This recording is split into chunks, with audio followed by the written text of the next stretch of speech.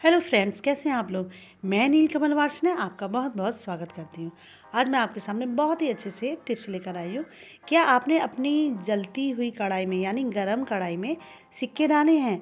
नहीं डाले हैं ना, तो डाल दीजिए। आज मैं आपके सामने बहुत ही आश्चर्यजनक टिप्स लेकर आई हूँ। तो चलिए अपनी वीडियो की तरफ चलते हैं। देखिए, ये है हमारे हाथ। और अक्सर हमारे हाथों की जो पीछे की स्किन होती है, जो नाखून के पीछे की जो स्किन होती है, वो फट जाती है और उसके बाद उसमें इतना दर्द होता है, कभी कभी उसमें से ब्लड भी निकलता है और बहुत परेशानी होती है। हम लोग काम नहीं कर पाते हैं और कभी कभी जो है सूजन भी उसमें आ जाती है। तो मैं बहुत अच्छा सा तरीका बताऊंगी कि इस तरह से आपके नेल्स कभी हो जाए तो आप क्या करिए। देखिए, ये कढ़ाई है, कढ़ाई में मैंने अभी मटरी तली है। और जब हमारे कोई भी हम काम करते किचन का, हमारी जब कढ़ाई गर्म होती है यानी उसका तेल गुनगुना जब रह जाता है, तो हमें एक चम्मच में थोड़ा सा वो वाला तेल ले लेना चाहिए। और उसके बाद हमें ले लेना चाहिए एक सिक्का, कोई भी सिक्का, 1 या 2 या 5 का। तो वो सिक्का लेकर आप उस सिक्के से अपने नाखूनों पर गुनगुना गुनगुना सरसों का तेल लगाइएगा। सरसों का तेल जब आप लगाएंगे तो जो आपके नाखून हैं, जो जिनकी जो चटें होती है वो उखड़ जाती हैं, जिनको चटें उखड़ना बोलते हैं, या स्किन जो रफ़ हो जाती है, उसमें बहुत ज़्यादा फ़ायदा होता है। वो स्किन जो आपकी रिपेयर होने लगती है और धीरे धीरे वो ठीक हो जाती है। तो देखिए, मैंने ये तेल लिया है। तेल लेना है, घी या रिफाइंड नहीं लेना है, केवल तेल लेना है। ये मठरिया मैंने तेल में बनाई थी। सरसों का तेल बहुत ही फ़ायदेमंद होता है। तो ये कढ़ाई में मेरा गुनगुना तेल था। तो देखिए, मैंने इस तरह से नाखून पर ये तेल लगाया और तेल लगाने के बाद हल्के हल्के हाथों से, उंगली से ही उसको मसाज की तरह करना है। और इस तरह से देखिए, नाखून के अंदर जो चटकी हुई स्किन है उसके अंदर सारा तेल जाएगा और इस तरह से गुनगुने तेल से आपकी स्किन जो है रिपेयर होना शुरू हो जाएगी। 1 से 2 दिन में बिल्कुल ठीक हो जाएगा। तो कभी भी आपकी स्किन इस तरह से रफ़ हो जाती है, उसमें सूजन आ जाती है, कभी कभी ब्लड आता है, तो आप इस तरह से अपने घर में जो भी कढ़ाई में खाना बनाती हैं तो गरम गरम गुनगुना तेल उसका लगा लीजिए। और इसको सिक्के से ही लगाइए, क्योंकि सिक्के की जो स्टील होती है वो जल्दी से नाखून की स्किन को रिपेयर करती है। इसके बाद मेरी अगली टिप्स है। देखिए, ये बाज़ार से मैंने मंगाया था पनीर। अब जब इसको मंगाया और देखा तो ये तो इतना टाइट निकला। तो मैं आपको बताऊंगी कि कभी इस तरह का पनीर आपके घर में आ जाए तो आप किस तरह से उसको सॉफ्ट कर सकते हैं। बहुत ही बढ़िया इसका तरीका है बनाने का। तो मैं आज आपको बता रही हूँ कि आप किस तरह से इसको कर सकते हैं। तो सबसे पहले आप अपने पनीर के पीसेस कर लीजिए। जितने बड़े आपको काटने हैं, बड़े बड़े काटने हैं, उसको कर लीजिए। चाहे आपको अगर जैसा भी पीस काट कर सब्ज़ी बनानी है उस तरह से आप उसकी कटिंग कर लीजिए। तो देखिए, मैंने इस तरह से चौकोर पीस काटे हैं। तो मैंने सारा पनीर इस तरह से कटिंग कर लिया। और कटिंग करने के बाद मैं बताऊंगी कि आप इसका क्या कर सकते हैं। तो सबसे पहले आप एक फ्राई पैन में पानी को उबलने रख दीजिए। देखिए, मेरा पानी अच्छे से उबलने लगा है। उस उबलते हुए पानी में हम सारे पनीर के जो पीसीज हैं उनको हम उसमें डाल देंगे। तो एक एक करके देखिए, मैंने सारे टुकड़े इसमें डाल दिए और डालने के बाद मैं इसमें केवल 1 मिनट तक इसको उबलने दूंगी।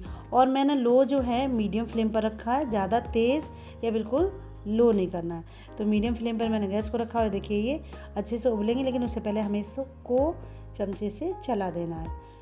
और देखिए, ये मैंने 1 मिनट तक इसको उबाला है। और उबालने के बाद देखिएगा, आपका जो पनीर है ना, इतना सॉफ्ट हो जाएगा कि आपको खुद भी आश्चर्य होगा कि इतना हमारा टाइट पनीर था, कितना सॉफ्ट हो गया। अक्सर हम इस तरह से टाइट पनीर की ही सब्ज़ी बना लेते हैं, जो कि खाने में बिल्कुल भी टेस्टी नहीं होती। और जो भी हमारे घर में गेस्ट आते हैं तो वो कहते हैं, इनका देखो पनीर कितना टाइट था। तो देखिए, कितना सॉफ्ट ये पनीर हो गया। इसको हम किसी छलनी में छान लेंगे। तो देखिए, मैंने इसको गरम गरम ही एक स्टील की छलनी लेके उसमें इसको छान लिया है। और इसके बाद मैं दिखाऊंगी कि आपका पनीर जो है कितना सॉफ्ट हो जाएगा। ये बहुत अच्छा सा तरीका है और एकदम सिंपल तरीका है और बहुत जल्दी से ये हो भी जाता है। तो देखिए, पनीर जो है एकदम सॉफ्ट हो गया, इतना सॉफ्ट हो गया, लग रहा है बिल्कुल अभी अभी इसको हमने ताज़ा ताज़ा बनाया है। देखिए, मैं आपको हाथ से लेके दिखाऊंगी। देखिए, इतना सॉफ्ट है कि ये एकदम टूट रहा है इसको लेते ही हाथ में।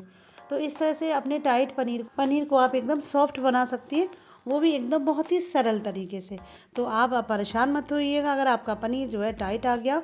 आप ये तरीका इस्तेमाल कीजिएगा और इस तरह से एकदम सॉफ्ट पनीर का आनंद लीजिएगा। और ये बहुत ही बढ़िया है ये टिप्स, जो कि आपके बहुत ज़्यादा काम में आएगी।